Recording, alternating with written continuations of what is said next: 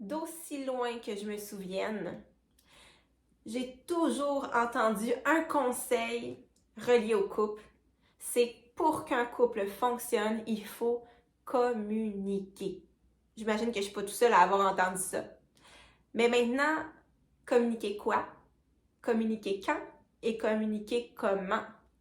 Là est la vraie question, parce que moi, dans mes relations de couple, j'ai toujours communiqué, là. Je communique des critiques, des plaintes, des désirs, des tâches à accomplir, là. Puis c'est sûr, tu sais, une fois de temps en temps, je dis que je l'aime, là, mais il faut que les choses avancent. Donc, blague à part, dans la formation Couple Guide, Couple Complice, on va vraiment développer sur le volet de la communication. Est-ce que quand je communique, je crée l'ouverture ou la fermeture?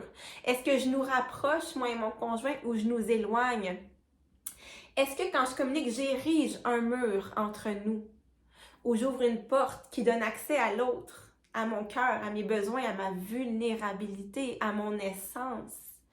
Donc, c'est primordial. Les mots ont des impacts énormes. Il faut apprendre à utiliser les bons mots pour envoyer les bons messages. Et au-delà de ça, il faut vraiment travailler nos pensées, nos perceptions, parce que de là découlent nos paroles et nos actions. Donc, il y a tout un beau travail de fond à faire si on veut communiquer de manière bienveillante dans la forme. Et quand on parle de communication, on parle de ce que l'on donne à l'autre, ce que l'on dit, mais aussi comment on reçoit ce que l'autre nous dit. L'écoute véritable, qu'est-ce que c'est? Encore une fois, on ne sait pas écouter. À chaque fois qu'on conseille, qu'on critique, qu'on minimise la perception de l'autre, qu'on dramatise, qu'on moralise, qu'on nie le ressenti de l'autre, on n'est pas en train d'écouter pleinement. Et ça amène vraiment un mode défensif de la part de l'autre. Et là, on perd ce pouvoir-là d'entrer en relation véritablement. On a deux oreilles et une bouche, donc on devrait écouter 2 fois plus qu'on communique.